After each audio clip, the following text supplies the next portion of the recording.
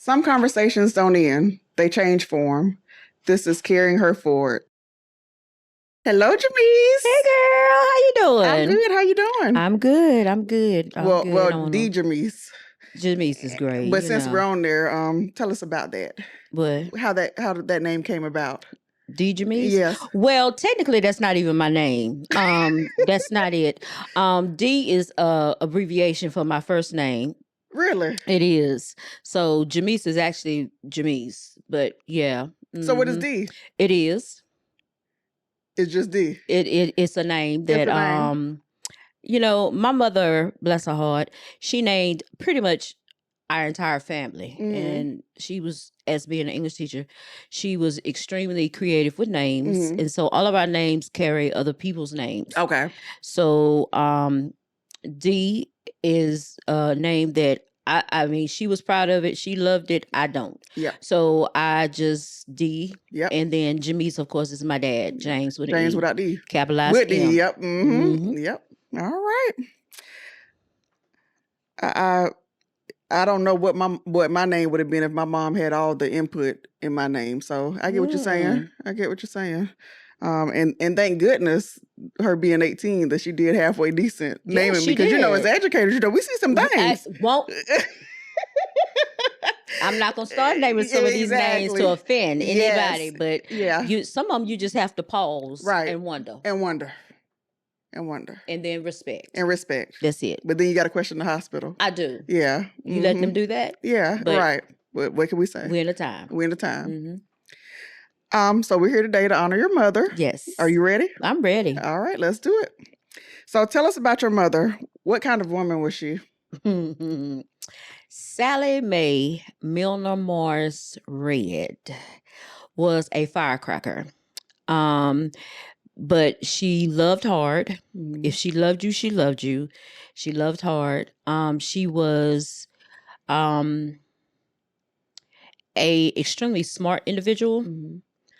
She was the valedictorian of her class, and it was the first class, graduating class of G.W. Carver High School. Was it all black or integrated? It was all black. Okay. And she took pride in three things. Her family. She took pride in her children, and she took pride in her education. And let me be clear, when I say family, that includes my dad and my stepdad.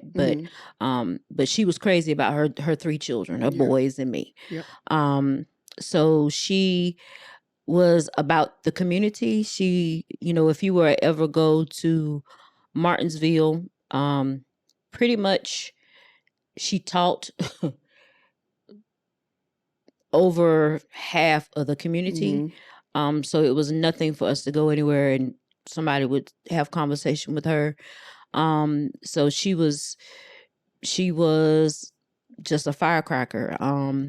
She meant what she said and said what she meant.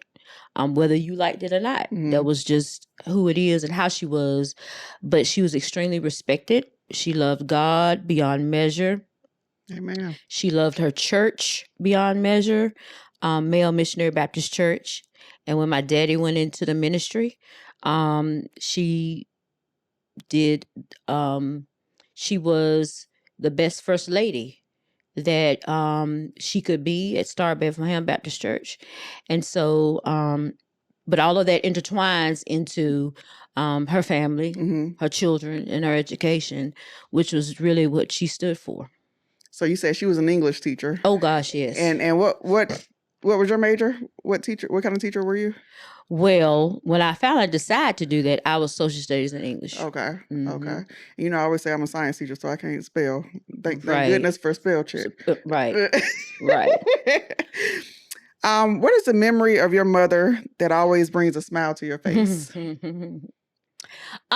So one memory I can always, and I like to share this about her. She didn't care, as far as her children was concerned, how far up we made it in life. We were still Sal, C, and Missy. That's right. And so it didn't matter because she was going to support us um, to the best of her ability. I never, ever, until the day we laid her in the ground, but never had an experience where my mother wasn't there. Never. I think my brothers can say pretty much the same. But one thing I can always tell, I like to share about her, is that when I became principal, even assistant principal, but really principal at Magna Vista, which was my first principalship, she would call to the school, can I speak to Macy? And so, and she would, can I speak to Macy?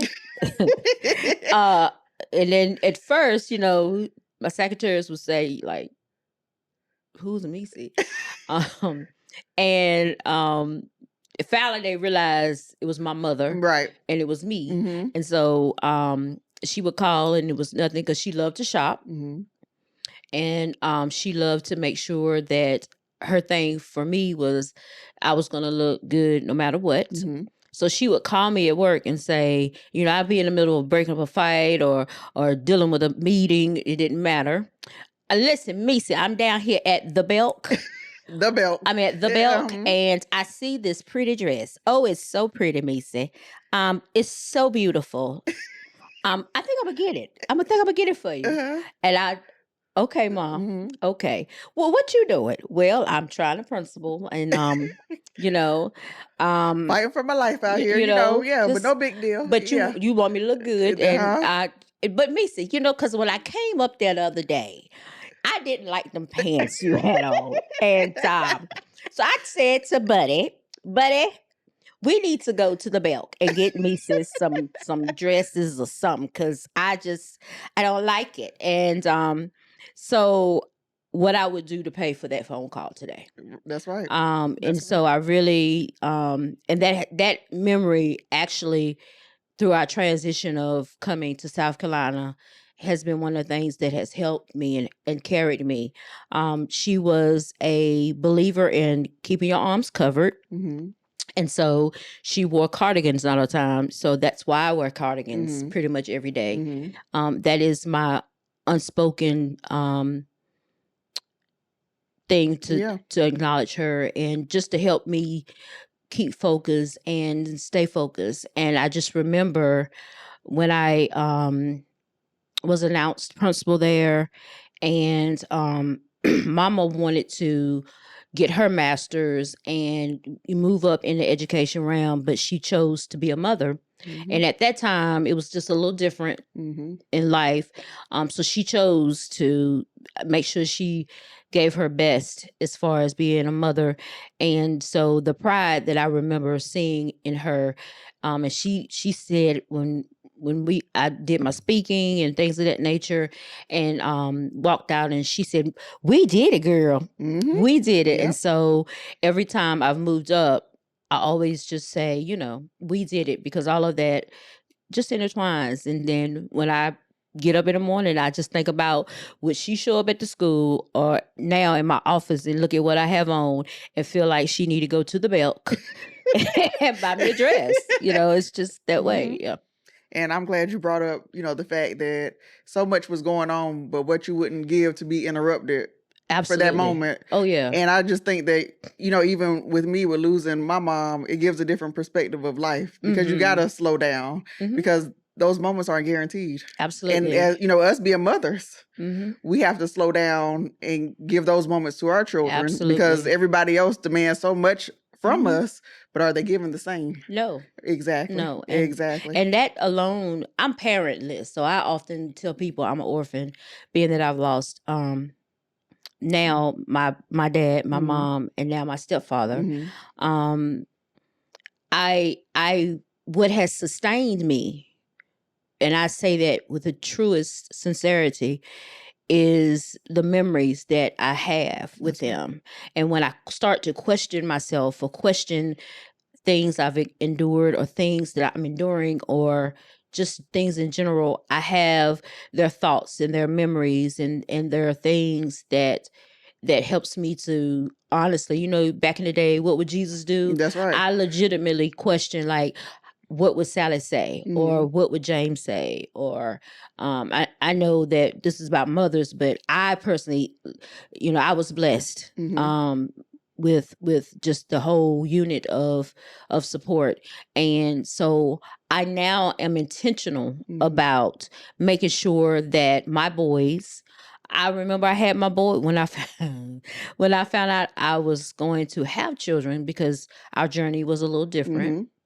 And when we actually made it to the point that I was able to sustain a pregnancy, I remember calling my mom and, Lord Macy, oh my Lord Macy, Lord, and then we found out we were having twins. Mhm. That was her favorite thing. Lord, you gonna have two of them babies. Lord, Mason, God is good. Won't He do it? God, and that's why I've always held that, is because that was her thing. Yep. God is good. Won't He do it?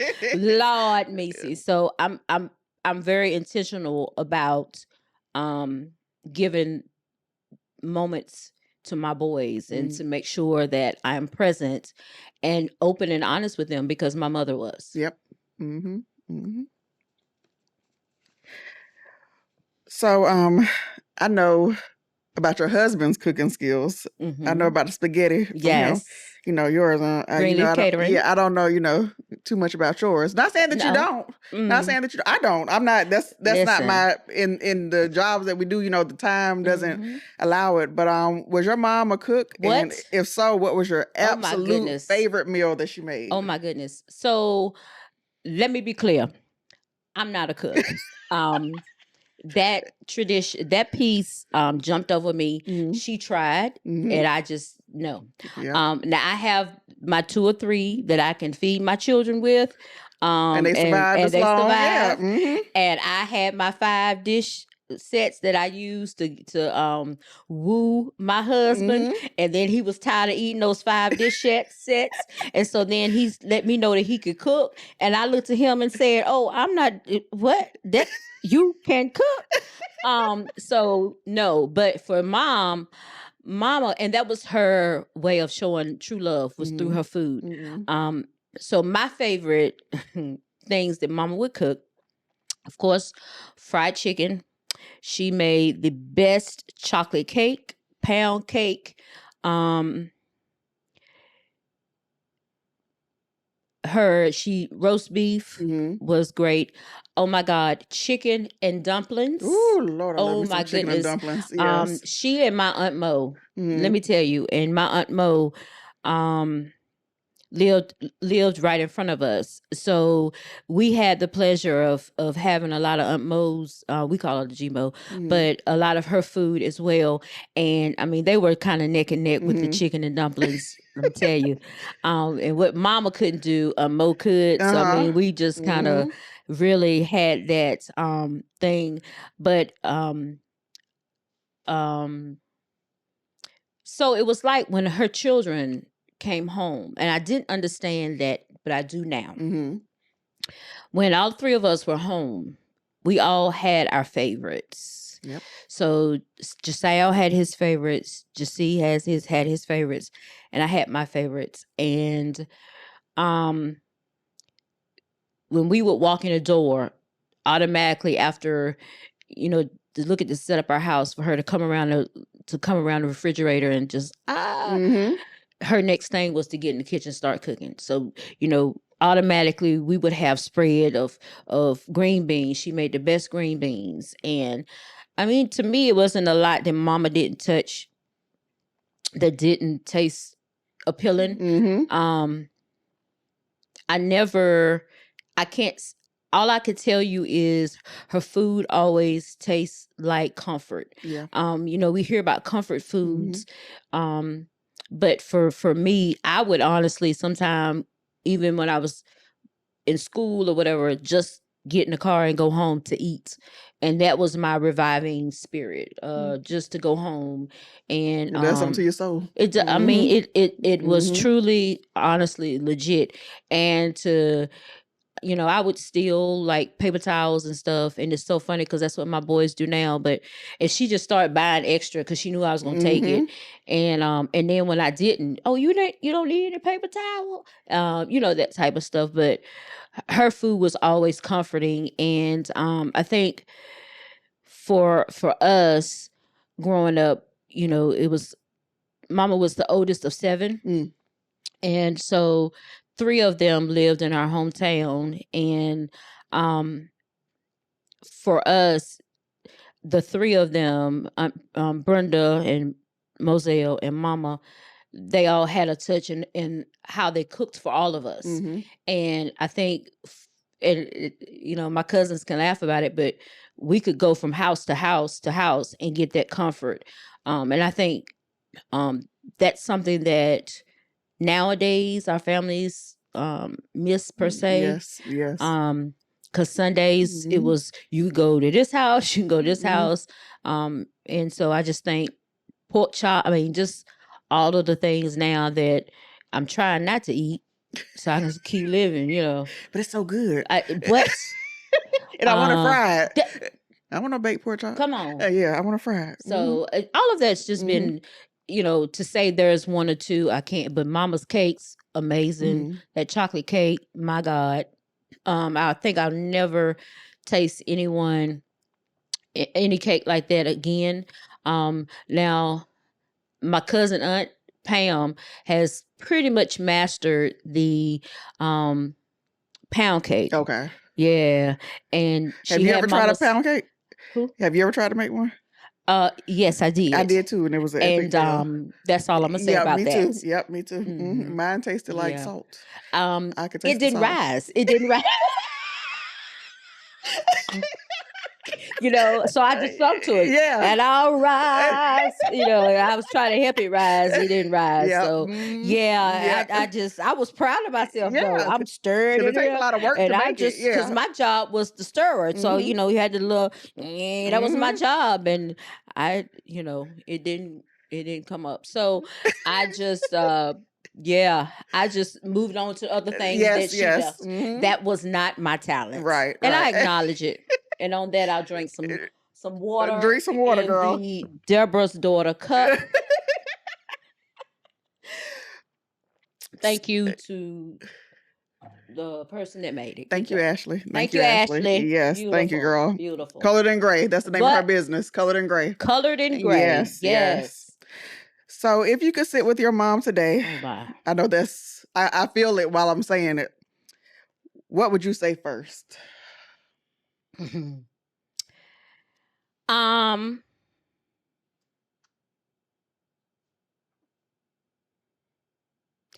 Well, I would start off by saying, "Hey, girl," because that's honestly who I got it from. I would tell her that she did an excellent job.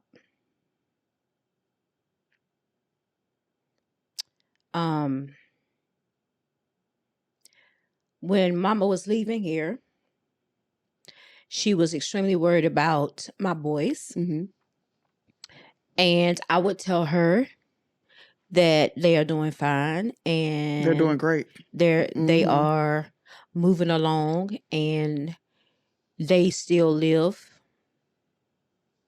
through her. Well, she lives through them. I would tell her that the 3 of us, we are still doing and maintaining our bond. I would thank her for showing up for me while I was dealing with cancer because I knew she was there.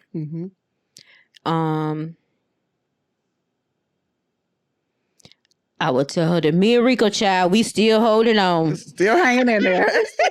She loved Rico. Lord, she loved Rico. Rico. I would tell her that I now understand what it means to be a praying mother and how she would make me so mad about like calling me and where your location. I mean, my brother and I laugh about that all the time. But now I do that to my boys. And I would tell her that a lot of things that she taught me, I get it. Mm-hmm. And I would also tell her the best compliment that people give me today is to tell me that I look like you. Mm-hmm. And that is the best compliment. I was about an inch taller than my mom. A whole inch, girl. Yes, I'm proud of that. Ooh. Don't So play. 4'10" and She 4'11". was, yep. Yep. Okay. Okay. And so, and she is in my thoughts always. Mm-hmm. And I've done it. I've done everything that she wanted to do and that she gave up to raise us. I've Mm-hmm. done it. Mm-hmm. Everything that she wanted to do when it comes to her career, I've done it. Mm-hmm. And speaking of mother, and I know we're honoring your mom, but I just want to honor you right now. Take a minute for you as a mother. You know, it's a lot of things that we wonder, you know, are we doing this right? But I just want you to know being a mother is one thing that you never have to question. You know, I've come to you a lot of times for advice. As a mother, and your relationship with your boys reminds me of my relationship with my mom. There was nothing that I couldn't talk to her about. Mm-hmm. There was nothing that she was going to judge me about. Mm-hmm. I was the first person that she was going to, that she would call or that I would call versus anybody else. Mm-hmm. And your boys do the same thing Mm-hmm. with you. And I hope that, that continues with my girls and that I can do the same thing. So I know that she would be very proud about that. Well, thank you. You're welcome. I try hard. Yes. They are, I know stuff I don't want to know. I tell you that. But I'm grateful Mhm. because I never wanted to be, and they know I'm very honest with them. You know, I think the greatest gift that Osir and Zion give me is telling me, Mama, we know you're going to tell the truth. That's right. And one thing my mama used to say to me that I find myself saying, well, two things. Number one, I tell them, it's going to come a time, Osir and Zion, that you're going to want to talk to me and I'm not available. Mm-hmm. I'm not going to be able to do that. And they hate it with a passion. Mm-hmm.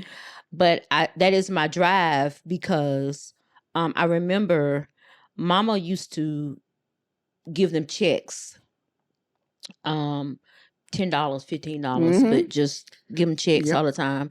And Osir didn't like it. He didn't. He always would say, "No, you don't have to. You don't have to give me money to come see you or nothing like that or things of that nature." And Mama said to him, Osir, I need to do it while I can because there will come a time where you won't be able to get a check from Nana. Mhm. They call her Nana, and I've lived that when Osir was getting ready to getting ready to graduate with his associate's degree, and he had received his cap and gown, and he was like just marching, in the back, just look at me in my cap and gown, and he automatically fell on the floor and just started crying because Mama wasn't here to see that. And so I keep those things in mind because even though that was a sad moment for him, I was so proud of the fact that she poured into me and taught me to make sure that I poured into my boys. That's right. And they know that, as I knew, nothing, nobody, nothing came before the three of us. That's right. And we would travel to wherever we could. Now, Josiah, my oldest brother, traveled a lot with his job. So we couldn't get to all the 150 places he lived. I mean, he was always moving. But when Jasee lived in Charlottesville, I mean, we would travel, making sure that we were present with him. And even when my brother started pastoring, Mama was at every service she could be in, anniversaries and things of that nature.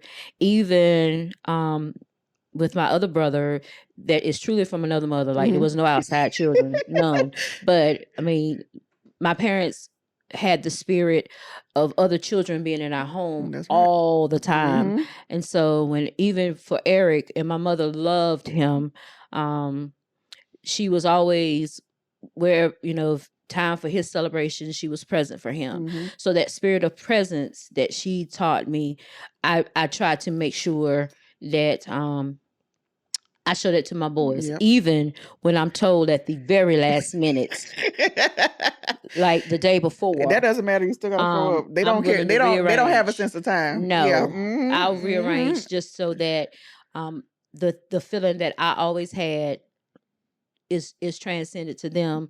They have never look out and not see me or Rico. That's right. It's important because that's what I had. Yeah. Mhm. So growing up in your household, I know that you and your mom were outnumbered by the men. Yes. With your dad and your brothers. Mhm. What was something that just you and your mom did together to spend quality time? Oh, listen, let me tell you something. Tell me, girl. Shopping was our thing, and Mhm. I think that's why I have a problem. Hello, I'm a shopaholic.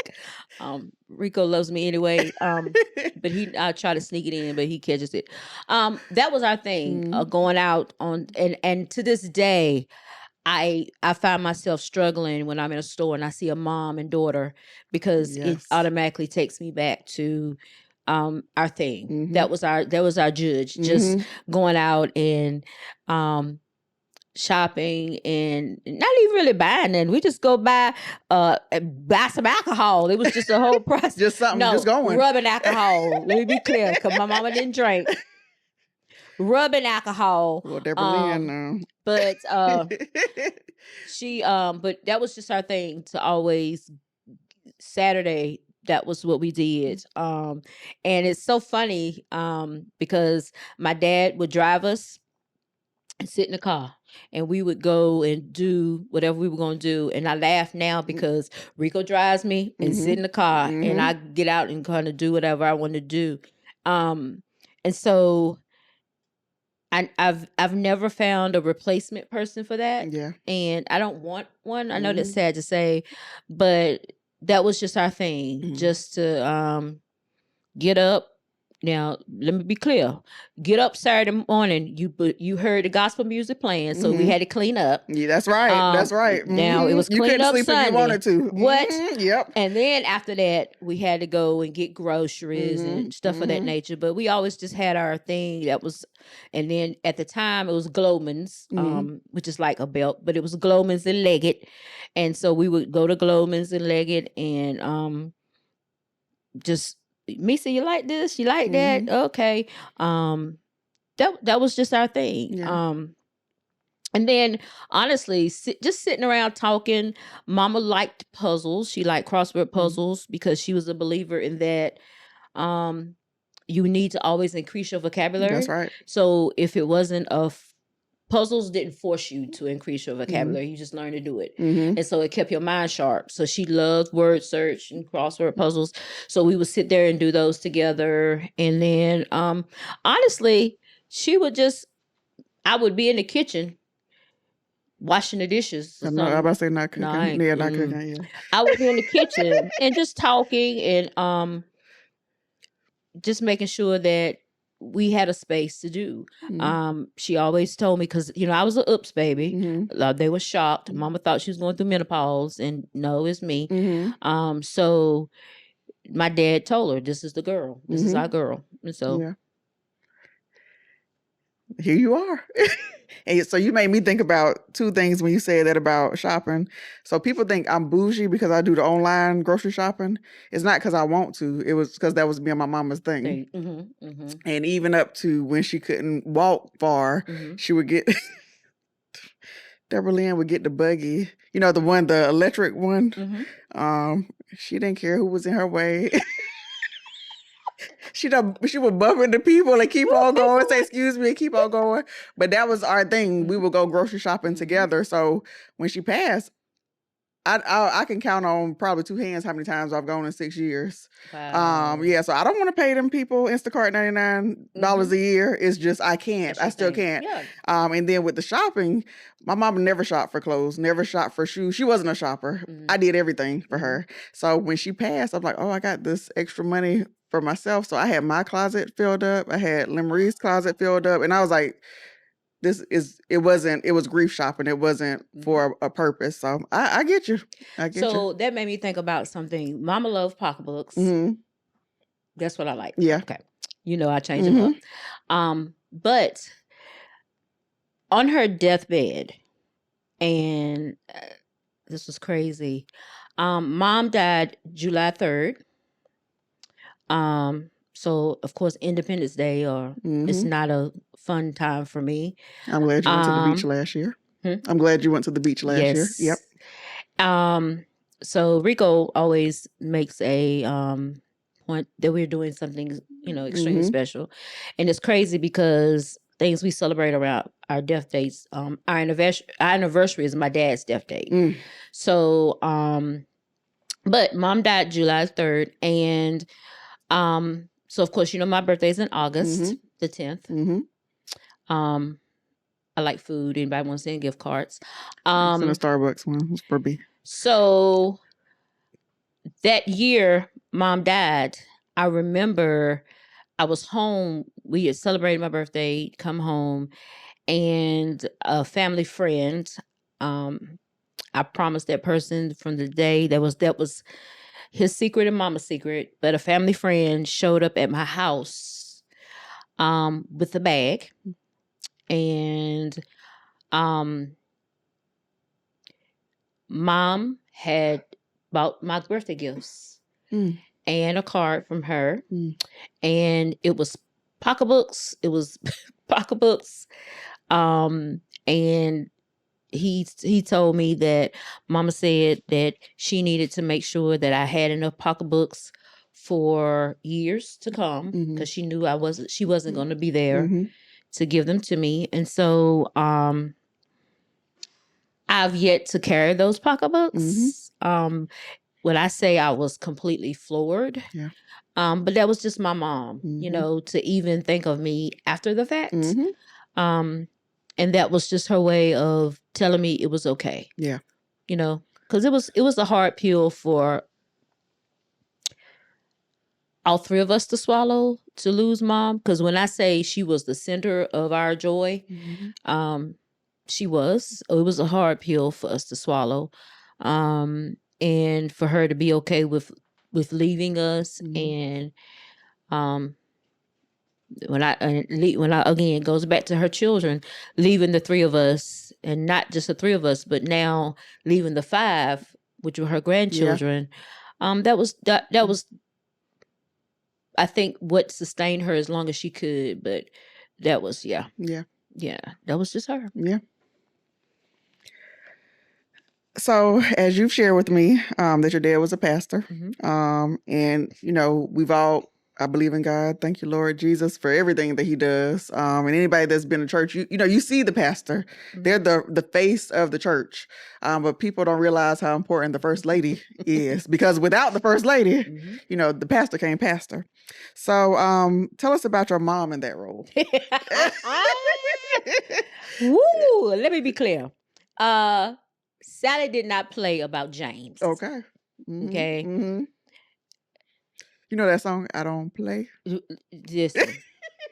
Sally did not play. And seriously, she loved, and she loved hard, and she loved husband 1 till he crossed over, and she loved husband 2 until she left. She crossed over, but Sally didn't play about James.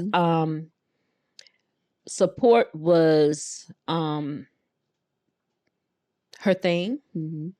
I will say,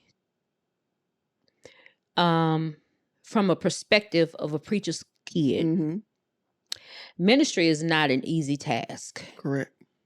And that's a whole nother podcast, but ministry, if it's done right and if it's legit and true ministry, it's not easy. And it is truly committing yourself to a work that really you didn't ask for. And so Because it's a calling. it is. Mhm. It is truly a Mhm. calling. And my dad ran from it for a long time. And if you were to know my dad, he was a very quiet man, didn't talk a lot. So for him to become a preacher, Mhm. you know, so we knew that was truly his calling. But for Mama loved my dad enough to do what was needed Yep. to do. My dad used to say to us, specifically for me, because I grew up, of the three, I grew up in the ministry. Mhm. My brother was gone. My middle brother, Jesse, he was there, a perspective of it, and then came back Okay. to really make sure and be a part of the support of the church. Mhm. And so it's truly a life-changing experience. So a bulk of our lives was spent ministering Mhm. in one way or another. And so and then I turn around and go marry a preacher's son. How about that? But mama knew her role and she knew her place. And it wasn't so much being seen, but making sure. Mhm. She made sure that it was straight. You know, Daddy never bought Daddy didn't even know what a store looked like. He Like, didn't know about the milk. no, he didn't know. He knew where it was, Right. but what it looked like inside, he didn't know. Mhm. So she took pride in making sure that my dad looked a certain way. She took pride in giving Daddy the space that he needed to be as successful as he could be Mhm. in that role. She took pride in celebrating his success through that. But she was also clear of, that's my husband. I know that's right. Yep. And perspectives of that, Mhm. you know, she would address when needed to be. Mhm. Sometimes we had to reel it back in, Mama, you know, Yeah. let Daddy handle certain Mhm. things. But then as I grew up, he had a wife and a daughter to deal with when it comes to certain things. But I think it's when you really talk about first ladies, I always have a perspective of the first lady's ultimate role is to be the support that the pastor needs. Mhm. And it varies from church to Mhm. church. I think my brother's wife, Tiffany, we call her Tiff, Mhm. but she does an excellent job of being an amazing first lady to my brother. Mhm.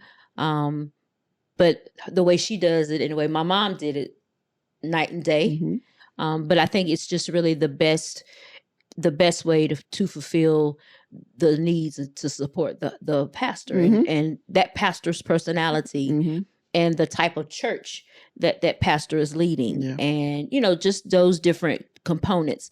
So it's really hard to say Mama was this when it comes to being a first lady, is because it varies. Yeah. All I know is we would get up in the middle of the night when somebody passed away. We all went. We went to all the church services, and that's where it's. I would be at all the choir rehearsals, all the different things. So what did you sing on the choir? You were alto, soprano? I never sing on the choir. So what were you? I loved alto, but Okay. I mean, I could do them all. Okay. I can do them all. And for us, you know, shout out to my brother. My brother would come home. He attended UVA and would come home on the third Sunday so that he could play Mhm. and we could sing. And then even when I went to college, same thing until my dad left the earth. That was part of our family ministry. Yeah. So, and Giselle was over in Puerto Rico somewhere. You know, I don't want to look like Sal wasn't involved because when he was home, he was there. Yeah. Yeah. But again, Sal lived in 12, 15 million places. I exaggerate, but not really. But that's how your parents raised you for them, for y'all to have those opportunities. Yeah. Because their thing was, you know how we always say we want our children to be better than us. Amen. It was not so much of being better. They just wanted to make sure that we had the right opportunities. And what Mama did, and of course I can't, just how intertwined my parents were, it's just hard to separate sometimes. But what they both did for us was they really had an expectation of us that we had to live up to. It wasn't an acceptance of you just gonna stay at our house just because. Right. That was not the case. We could make mistakes and we can step back and figure it out, but you had a time period of that. And so, the greatest pride of my dad was to be able to tell somebody he didn't know what Sal was. He just knew he was gone. And doing what he was doing for work, or the greatest pride for them was, again, Mama to sit, and she had a way of sitting, like she liked to sit and watch Jesse preach, or even sit and watch me do speeches. And I give her the credit for that, because Mama started us early introducing, because of course you introduce the pastor, and then when Mama would speak, it was my job to introduce her. So she took the fear of speaking away from me, which is why I think I do what I do now, and I'm okay with it. I just, after I get my giggles out, I'm good. But that's what she instilled in us, of expectation, to be at a higher level.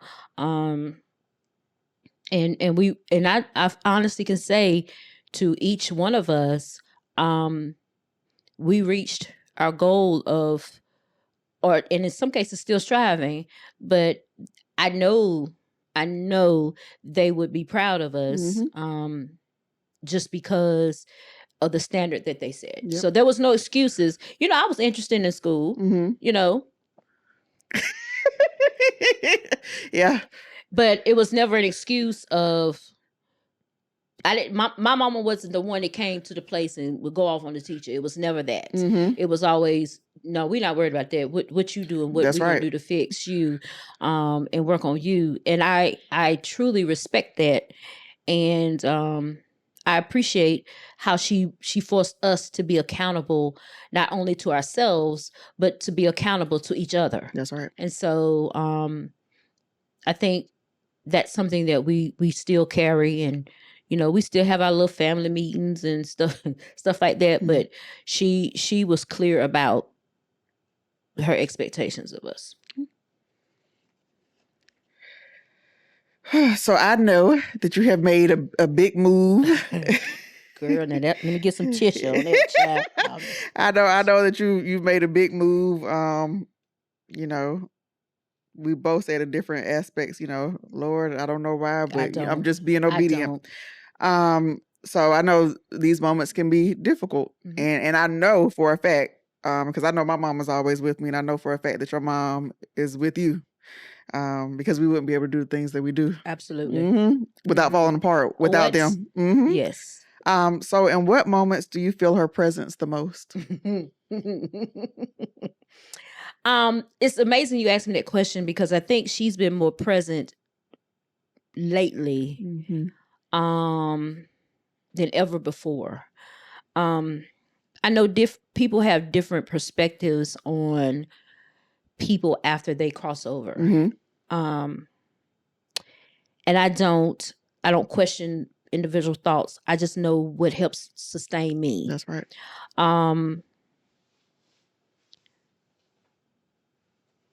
This has not been an easy move for me. And then just of how things have happened at work. So I found myself in a limited perspective of being able to reach out, make new friends, different things of that nature. So my mom shows up quite often to remind me of the journey.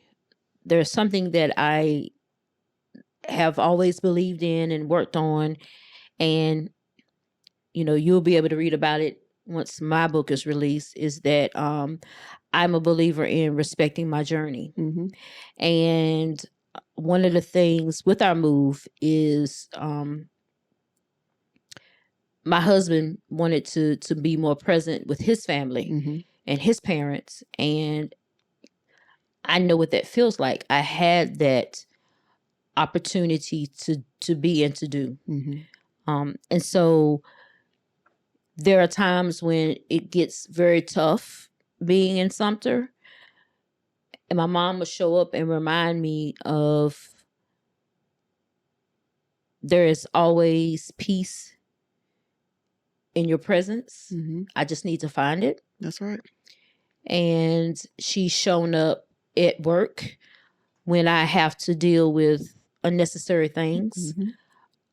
She reminds me that she'll tell me, Macy, look back and everything you have accomplished. What? You better When tell them. when folk wrote you off and didn't Mm-hmm. think you were gonna do Mm-hmm. and this, and look, you were able to do this. Mm-hmm. And when people did this, and Lord Macy, they talked about Jesus. Surely they're gonna talk about you. That's right. Or no, it doesn't make sense, but it's supposed to be. Mm-hmm. And so I find myself allowing her to wipe a lot of my tears that I've shed Mm-hmm. since I've been here. And Like only a mother can. only. Mm-hmm. Mm-hmm. And I'm grateful that Rico understands that. Mm-hmm. Because it's not about you at all, baby. It's just what it is. You're right. And so she has been extremely present. And I even thank her for that. Mm-hmm. And some people, she talks to me a lot through my dreams. Mm-hmm. It's very like we're talking Mm-hmm. now. She does that. Mm-hmm. And I appreciate that. Mm-hmm. My mom had the gift of dreams. She was a dreamer. Mm-hmm. So when she said something, whether good or bad, if she had a dream, you're like, oh Lord. That was mama. Yeah. Mm-hmm. That was mama. Yeah. Yep. So I get it. So what wisdom of your mother's do you now appreciate differently? Because, when they're here, we think of them a certain way. Yes. And, and now that they're gone, like one of my biggest things that I say about my mom, I had like these high expectations of her. Like I was a parent. I had these high expectations of her, as she did of me. But at the end of the day, after finding a journal of hers and reading it, like she was just a girl. Right. She was just a girl trying to figure it out just like we do. But we think that our parents have it all figured out already. So what wisdom of hers do you now appreciate differently? Baby, keep on living.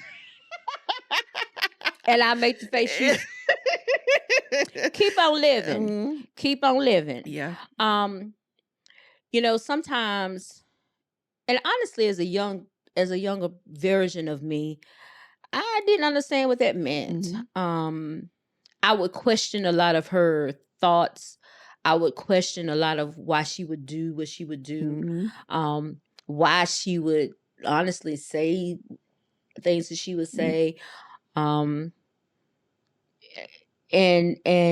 or even respond to things. Mama, it's not that serious. It is. Mm-hmm.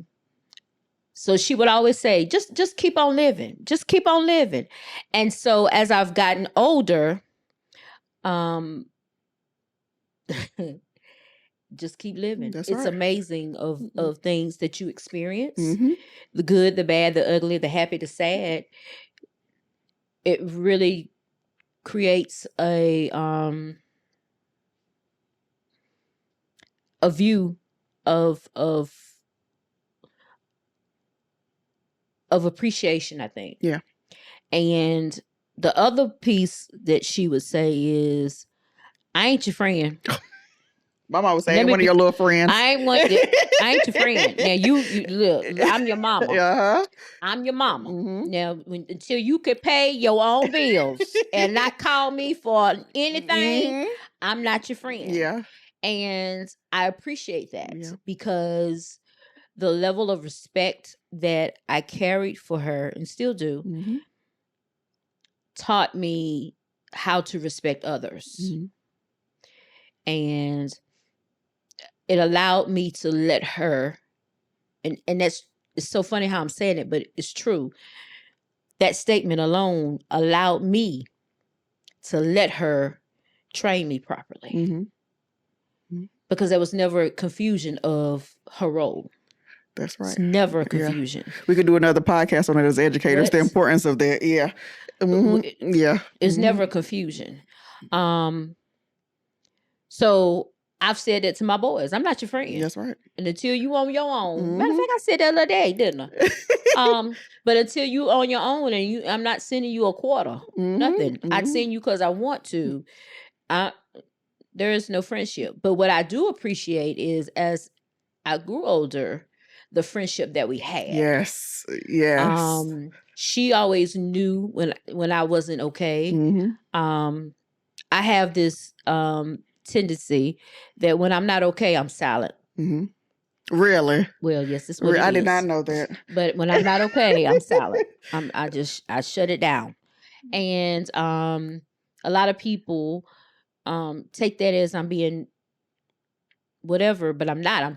I'm not okay. And Mama was the one that could always bring me out of it. So that's a struggle because I don't have that person anymore. But she always would know it was nothing for her to just show up at the house. I didn't call you 3 times. Yep. That's it for me. That was her. That's it for me. And so she and Daddy or Buddy, they would come to wherever I was, and we would go shopping at the Belk. Or Marshall's, because that was her place too. She found Marshall's later. My mama loved Penny, J.C. Penney. She liked J.C. Penney, but it wasn't nothing like the Belk. Let me tell you, boy. But and then would talk me out of it, or just talk me through it, or just help me look at things from a different perspective. So, and she would say stuff that would just blow your mind, like, girl, let me tell you something. Green, stay green. And you be like, what? Listen, get you a good old flower. Grow that thing, because green, stay green. Like, Mama, what are you talking about? So we got to get a t-shirt made with that. Green, stay green. But you know what? And when in the context of when she would say that, is when typically I was dealing with a situation or dealing with something. And really what she was saying is, it's nothing you can do. It's going to stay what it is. Or the grass ain't green over there. Stay over here. That's right. Or, just work through this, because green, stay green, and Mama was a lover of flowers, which I definitely got that. And it was flowers everywhere. And she would take me to a flower. Look. See the edges? It's all rough, but it's still green. Look at that right there, still green. That was just her way of. She always had little things of just making things plain. My mom and dad used to say this: "There's a fool in every crowd. It's a fool, isn't you? Are you the fool?" Or an argument can't keep going with 2 people talking. Protect your peace. The peace is yours. If you want to let somebody bother, that's on you. You the fool. Protect your peace. And that's what you say all the time. I do. I protect my peace. And so, it's just interesting and I let that drive me. Yeah. I don't listen. If you come in my life to destroy me and not to be peaceful, I'm gonna protect my peace. Yes. And I saw that with her. She protected her peace, and some people didn't understand it or whatever, but I got it. I understood it. And just just because you the baby don't mean you blessed like that. Well, thanks, Mom. But really what she was telling me is, don't grow up as a spoiled brat. You got to work just like everybody else. Yeah. And I do. But I will be honest and say, my brothers still have my back. As they should. If they look like something ain't right, they will show up. Yeah. And I can boldly say that even at my age now, if I'm not right, I remember when I was diagnosed with breast cancer. That was a tough time for my entire family. Mm-hmm. And the thing that I'm most proud of is, and I know my parents would be proud of, is that the world stopped for everybody, and my brothers were present, Mm-hmm. and because she had the expectation, Mm-hmm. and we family, That's and right. it was always it means something to be a Morris, and that Mm-hmm. was something that she instilled in me, and really all the Morris daughters. We all know that it's something to be a Morris, and we lived up to that from how we handle our business to how we handle our personal lives Mm-hmm. to really how we carry ourselves, because it was the expectation. It means something to be a Morris. But let me tell you something, green gonna be green. Green gonna be green. Always. Well, my mom, so her last name was Armstrong, and it was her dad's last name, and due to how she was raised by him, which unfortunately wasn't good. She was like, Armstrong ain't nothing. But Parker, which is my work name is just Ashton Jones, temporarily until that Matt comes in. Yeah. But when I address myself to people, I'm Ashton Whitney Armstrong Parker, which is my maiden name, and Parker is my dad's last name. But girl, that Armstrong came in handy to be at the front of the line. What? I was always the line leader. I was always the line leader. Put me second or third, and I'd be mad. That's probably my product. Stand in the back. Oh, how dare. My last name starts with an A. I was in the middle. Mars. But boy, when I married that black. B. Right. Oh, I'm in front. It didn't help growing up, though. I was always in the middle. Okay. So I know that you and your brothers are close. Yes. And with each one of you have your own special relationship. Yes. You give me many stories and made me laugh. Yes. So what impact did the loss of your mom have on your relationship with them? Oh, wow.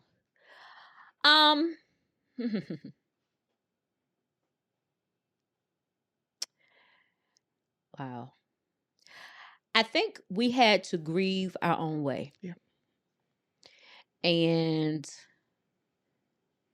even though we were older, and more mature than we were when Dad died, we still had to figure out a way to deal with it.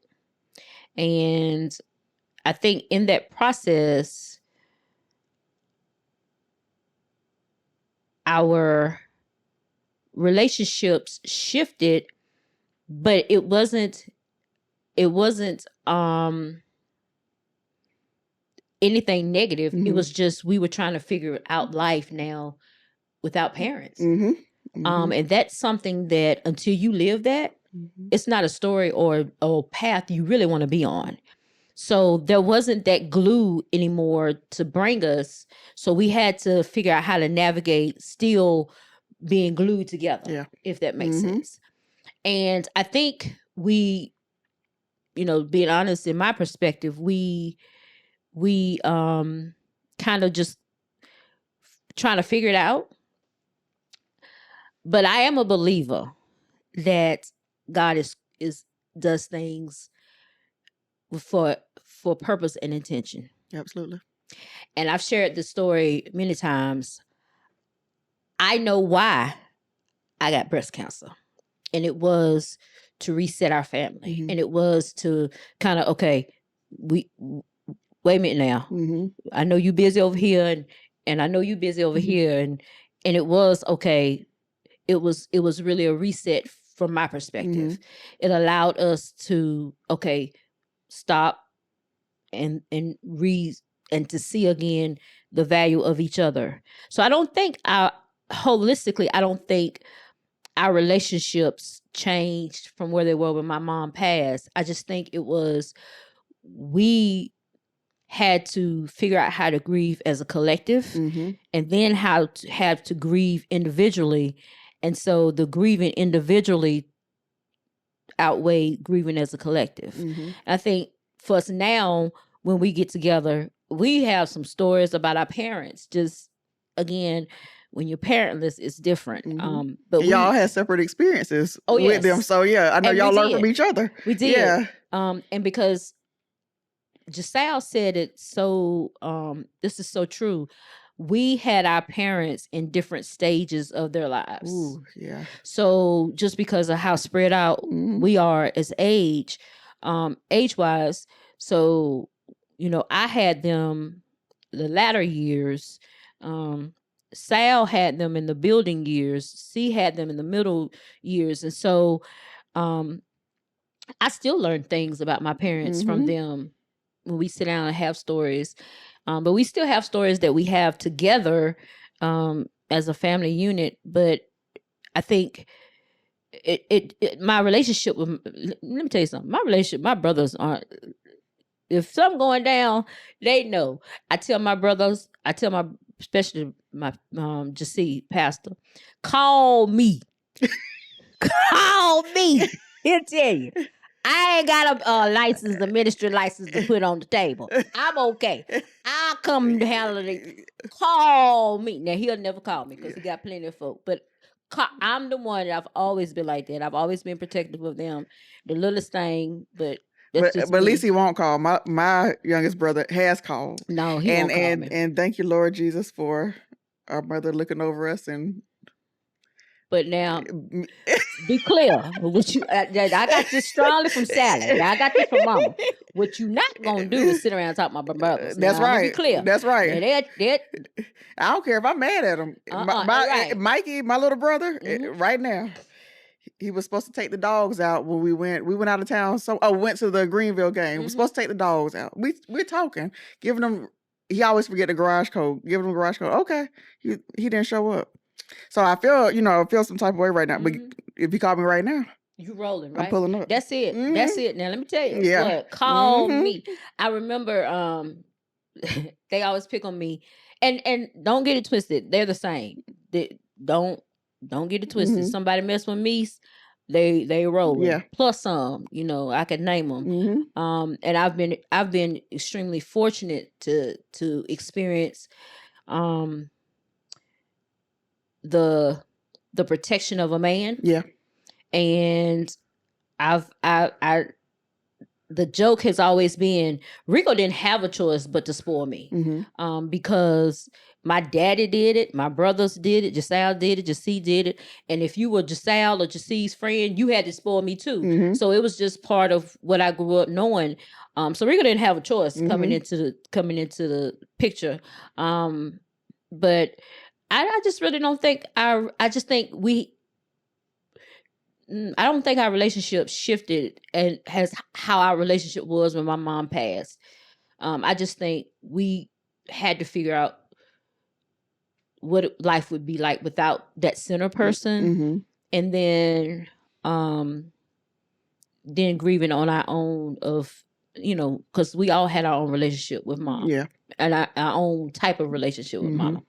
So, yeah, because as I say to all, I was not the favorite. Well, who was then? Sal. now, as mothers, we say we ain't had no favorite. We love them all equally. Mama had one. Oh, Lord, Mama had one. Yes. And it Sal hates it. And I'm saying it on the podcast, Sal. See, you don't tell the truth. Listen, when Sal came home, the world stopped. Like, oh, Sal, and put me a C. We've been there all the time. And she ain't pay y'all no attention. Look, Jasee and I could get her up, walking around, whatever. Sal come, she. But we Mama loved us. Like, yeah, I say that in jest, not really, but I say get that. You, yeah. But we all knew Mama loves Sal, and it's the firstborn thing. Like, we get it. Yeah. But she loved C, would break her back for him. She loved me and would break her back for me. And again, there's nothing that we ever asked from her that she would not break her neck for. That's right. So I think knowing that, and it was the same for my dad, but knowing that, I don't want to say has forced us, but just, again, the expectation has allowed us to keep the relationships that we have with each other. Like, they will call me and I'm half asleep, but I try to talk because they just understand what I'm going, what I'm dealing with right now. But again, if my brother is extremely good for if it got in his spirit that I wasn't right or I hadn't talked to me in a minute, Jasee would show up. Like Jasee would show up. And it didn't matter where. That's a blessing. He's pretty much been to every school that I've been in as far as leadership role. And just show up. I mean, it didn't matter what it is. I think the best example of showing our relationship is what I started doing at Mount Gilead before I left is there was a day, Teacher Appreciation Week, and the Friday we did this at Magna Vista too, but Mama was alive for that. But we kept that tradition going of my entire family would come, and that's cousins, Junior, Pam, but nieces, my nieces, and Reed, all of them, they would come to William Sherrill. Like when I say family, they were there. And we do a big old cookout for the staff, and just a way to honor my mom because that's something that her favorite was to cook, and then it was education. So we would do that, but that was always a way of allowing my family as a whole to keep that relationship going. And we did it again. We did it in Magna Vista before she passed because that's why we kept that tradition going. But shift our life relationship, nah. All right. So we're going to close out with this. Okay. You ready? So finish this sentence. Because of my mother, I am. Oh, gosh. Let me tell you. Because of Sally Mae Milner Morris, Red, I am extremely bold. I am courageous. I love hard. I am a survivor. I see what I see and believe what I believe. I am an awesome, awesome mother. And I am an awesome wife. I am resilient. I am lovable if I like you.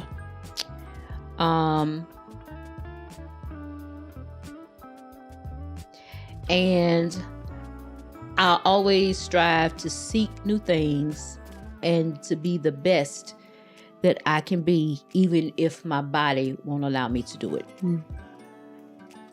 Thank you, Jamise. You're welcome. Thank you. We did it, girl. We did it. All right. All right.